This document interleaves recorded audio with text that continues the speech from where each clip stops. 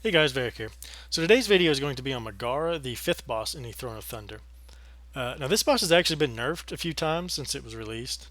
Um, so it's actually, even though it's the fifth boss in, it's actually probably easier than, say, Horadon or maybe even Tortoise to a certain extent, depending on your raid. Obviously, certain raids have different strengths and weaknesses, but overall this boss is pretty easy.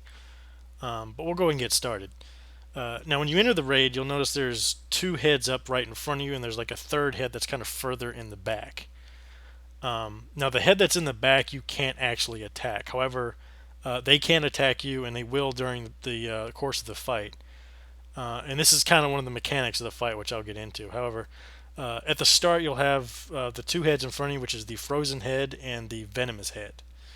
Um, Now, depending on what your raid strengths are, you may decide to kill one head over the other, meaning you may decide to kill the venomous heads during the fight, or you may decide to kill the frozen heads during the fight. Um, or you may just go up and down the line, depending on it depends on what your raid is willing to deal with. Each head has an ability that they will use, so it just becomes paramount that you understand what the abilities are and what your raid strengths are and how they deal with these certain things. But we'll go ahead and start to get into the abilities of each head. Now, the flaming head, which is the one in the back at the start, does an ability called Cinder. Uh, Now, this ability is a debuff that will be applied to a random raid member, and it lasts for 30 seconds. For each second it's on you, it will do, I think, around 100k damage. So it's not, you know, detrimental, but obviously you don't want it on you any longer than need be. However, um, it can be dispelled, but you do not want to have it immediately dispelled, especially if you're kind of up at the front or near the bosses. Reason being is when it is dispelled, it will apply a like a flame patch on the ground. Um, Anytime you walk over this flame patch, it obviously does damage. So we don't want this ability dispelled immediately, especially if you're standing too close to the front. Um, Ideally, what happens is if you happen to get this debuff on, you want to run far enough back to where when your healers dispel you, and it does put this flame patch on the ground, that it has no hindrance to the raid. Um, Being hunters, obviously we can be further back, so we should always be back anyway. There's really no reason to be stacked up at the front or on top of anybody else. You want to go ahead and be about as far max range as you can be in case if this happens. You maybe can run a few yards and then just call for a dispel, and it's no big deal. Um, but again, it's also imperative that your healers don't immediately dispel this. It's, there's some other abilities in this raid where uh, certain things need to be dispelled as quickly as possible, and sometimes they're trained to automatically just dispel once they see something on you. So just make sure they know to not dispel you until you call for it. Um, but really, that's about it for that ability. It's not really a dangerous ability as long as you handle the dispels and the placement of it, of the flame patch on the ground, correctly. Now, the next head, which is the frozen head, does an ability called Torrent of Ice. This is a casted ability. I think it lasts 8 seconds, and it will target you with a ice beam, and it will follow you everywhere you run. So ideally, you want to be, max range, and if you get targeted with this, you just want to run, straight back and then kind of trail the ice beam behind you to where it's not going to cause any issues. The problem with this ability really comes in with the melee if they get targeted with this, because what happens is while you're running away from this ice beam, it's leaving a ice trail on the ground called icy ground. Now, obviously, if you run over this, it does damage, so you don't want to have this all up in the front of the raid while you're trying to switch from head to head and trying to deal with the other stuff going on. However, it's possible that that's going to happen, especially on the melee if they get targeted, because there's really no way for them to run out fast enough to not get it applied relatively close to the front. However, this ability, Torrent of Ice and Cinders, does play off each other. What I mean by that is if somebody gets Cinder and they run over the icy patch on the ground, it will basically work like an eraser and just erase that patch off the ground as they run. Um, so it's definitely helpful if somebody gets targeted with Cinder to just run over any icy path they find just to get rid of it.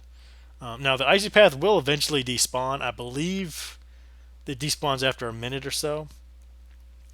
But I'm not entirely. I think it's a minute or two. I'm not really sure of the time of it, but it does eventually go away on its own. But it does take a while.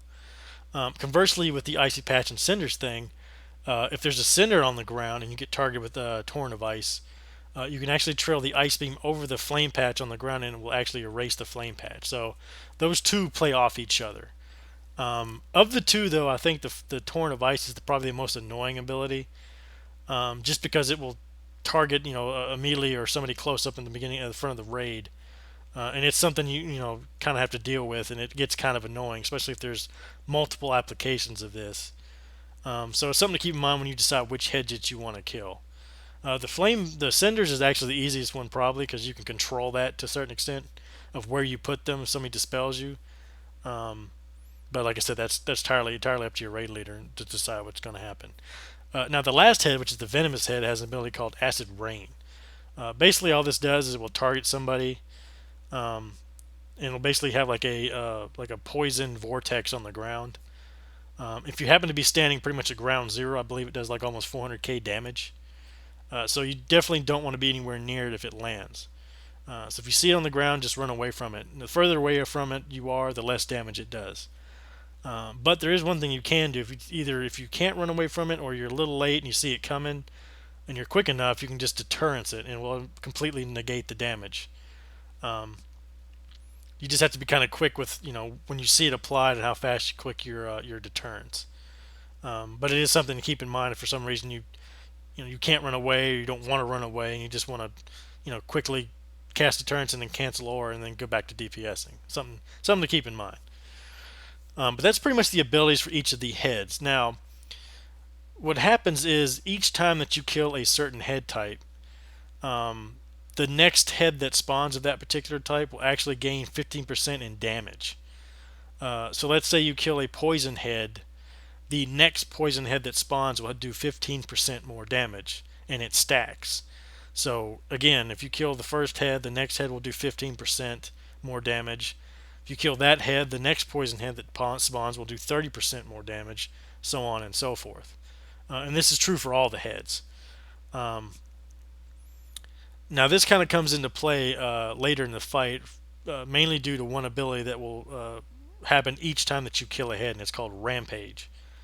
Um, each time that you kill a head and you run on to the next head, all three heads will actually spawn, and they will immediately start raining down elemental damage on the entire raid. So it's imperative that the entire raid group up.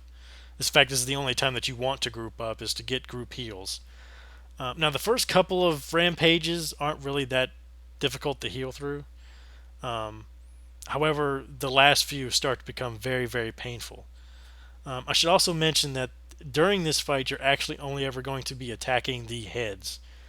You don't actually ever attack Megaera itself. Um, Basically, what happens is each time that you kill a head, a certain percentage of HP will be shaved off Megaera's HP.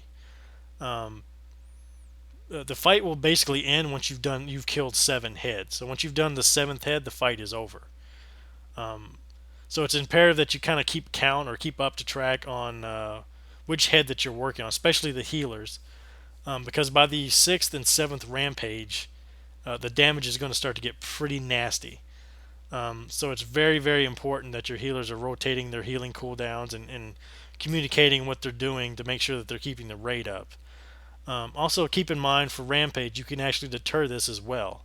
Now, granted, the Rampage is casted for 20 seconds. However, so you can only negate about 5 seconds of that damage. But if you're about to die or you're getting low, go ahead and pop deterrence and just help the healers out a little bit so they can get everybody else up that can't negate that damage. That's really pretty much it for the fight. As far as strategy goes, like I said, it's going to depend on which your raid strengths are dealing with. Personally, for me, I find the torrent of ice to probably be the most annoying, because you're having to run away from the ice beam and you're turning your back sometimes to the bosses, um, and because it stays on the ground for a good while, it's something you constantly have to deal with. If for some reason you're not killing any of the flame heads as well, those ice beams will stay there for quite a while. The other two, you just have to get used to. One, the venomous one, the acid rain is just something you just have to kind of dodge.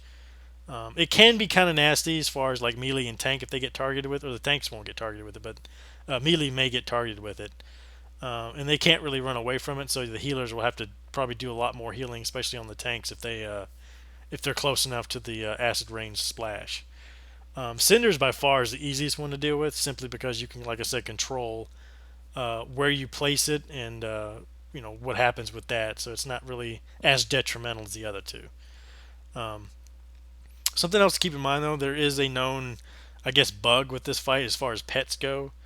I know I've seen people post that they've had their either pets despawn or they kind of bug out a little bit on this fight. I've never actually had it happen.